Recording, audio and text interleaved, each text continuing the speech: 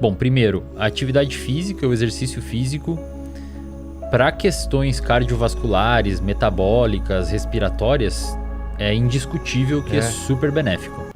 Para questões de cérebro, hoje a gente tem um corpo de conhecimento que já é mais que suficiente para a gente concluir que também, que você fazer atividade física, e não só atividade física, você conseguir manter uma atenção na alimentação, manter uma atenção na sua rotina de uma maneira geral, é igualmente benéfico para o cérebro. Tão benéfico quanto para a parte metabólica, porque no final das contas os dois estão interagindo. Metabolismo, se você tem uma melhora metabólica, você tem uma melhora no cérebro. Vou te dar um exemplo. No meu doutorado agora eu tenho estudado a relação entre dietas hipercalóricas, ricas em gordura e ricas em frutose, não a frutose da fruta, mas aquele xarope de milho rico em frutose que é usado para adoçar refrigerante. Tá, porque a frutose é um tipo de açúcar. É um tipo de açúcar, isso. Só que na fruta, obviamente, tem fibras, não tem tanta concentração de frutose, então não é uma coisa maléfica, né? Se você consome dentro das medidas adequadas. Agora, quando você pega essa frutose, hiperconcentra ela e adoça refrigerantes, que é o que o pessoal faz? Que é o que o pessoal da indústria do refrigerante faz, a gente hoje percebe que ela é bastante maléfica a nível de sistema nervoso central, de cérebro. E o que eu vejo... O que causa isso? Pois é, o que eu vejo, o que os dados mostram, Vilela? Primeiro, quando a gente entra numa dieta... Isso vai demandar uma resposta um pouquinho mais longa, tá? Quando a gente entra numa dieta ruim, acontecem algumas coisas no nosso metabolismo periférico, isto é, no nosso corpo.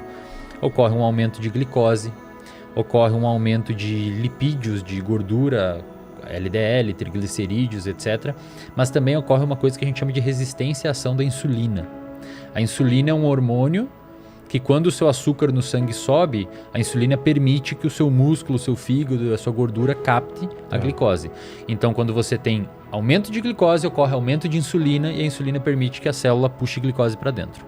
Diabéticos, que tem uma alta taxa de açúcar no sangue, de glicose no sangue, eles têm um quadro chamado principalmente no diabetes tipo 2, um quadro chamado de resistência à ação da insulina. Ou seja, a pessoa comeu tanto açúcar, comeu tanta coisa, que meio que o pâncreas, que é o órgão que libera insulina, liberou tanta insulina que a célula ficou resistente. Então a célula já não identifica mais se tem ou não insulina ali e, portanto, não permite captação de glicose, a pessoa fica diabética. Ponto importante. Hoje a gente sabe que a gente tem insulina no cérebro. Ah, é? A gente tem insulina no cérebro. Mas o mais interessante, cara, é que os nossos neurônios, que são as células que a gente tem no cérebro, um dos tipos de células são as células funcionais do cérebro. A gente tem 86 bilhões de neurônios, com B, 86 bilhões de neurônios. As células do cérebro, elas não dependem de insulina para captar glicose. Elas captam glicose não precisando da insulina. Aí por muito tempo se perguntaram por que a gente tem insulina no cérebro então? A resposta é que a insulina no cérebro ela atua em formação de memória, ela atua em foco atencional, em você prestar atenção nas coisas, ela atua em melhora cognitiva geral. Tudo isso é necessário para você passar numa prova, como a Atala falou lá dos estudantes. Então quando você melhora a sua capacidade de metabolização periférica da insulina, de utilização periférica da insulina, você melhora também a sua utilização central dela. Então é impossível a gente dissociar mente, cérebro e corpo. As duas coisas são unidas. E quando você faz uma atividade física, você sinaliza para o seu cérebro que está tudo bem na periferia e melhora a microbiota, várias outras coisas importantes.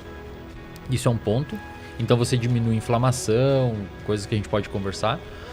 E a nível do sistema nervoso central, a nível do cérebro, você aumenta várias coisas importantes para o aprendizado de curto a médio prazo.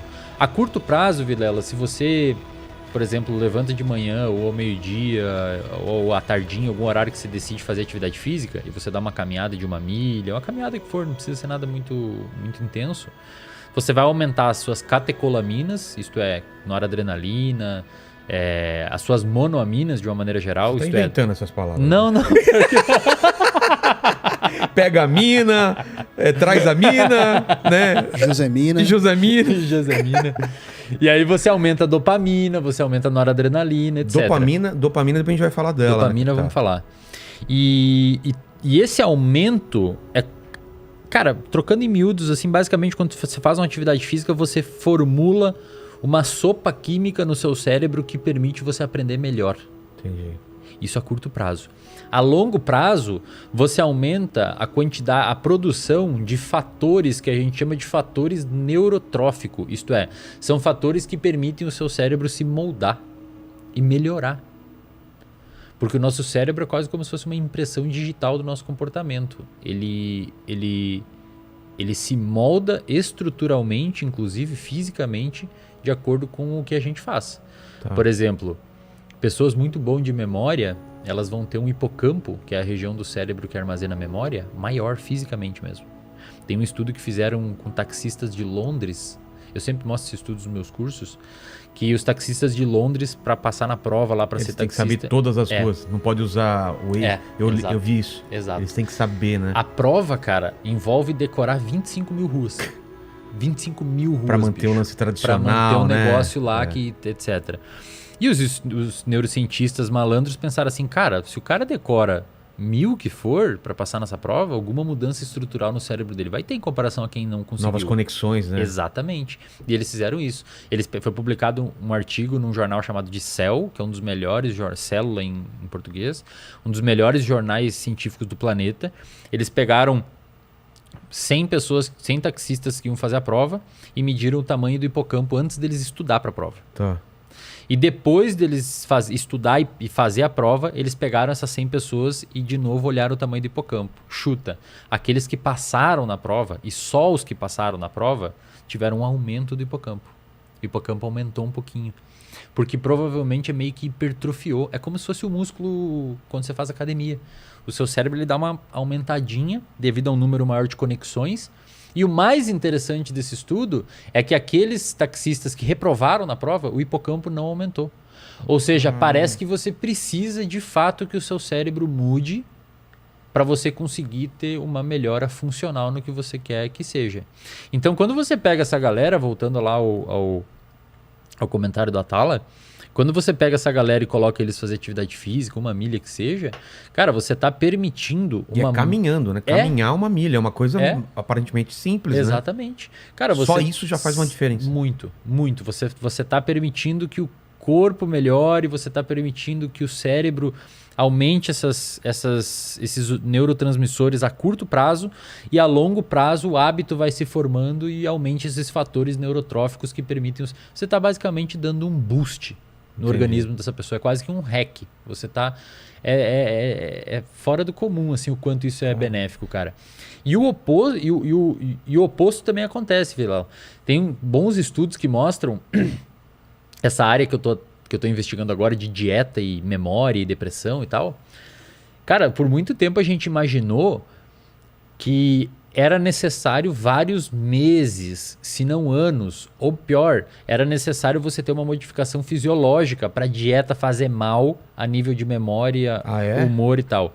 Esses tempos saiu um estudo numa revista chamada de PLOS ONE, mostrando que 4 dias tomando um café hipercalórico, é um café que eles davam milkshake com sei lá o que, um café super hipercalórico. 4 dias de café hipercalórico foi suficiente para prejudicar o armazenamento de memória de estudantes saudáveis. Não lembra do Super Size Me? Aquele cara que ficou um mês, foi um mês, né? Do Não sei se você lembra, Lene? Um mês no McDonald's, só se alimentando no McDonald's, o estrago que fez. Não, Foi um mês. O cara teve que... Imagina. O cara teve que parar, né, meu? Ele tava entrando em depressão. É. Então hoje a gente sabe que essas paradas dela de atividade física, comer mal, inatividade física, não precisa mais ser crônico. Agudo já é suficiente para fazer um estrago.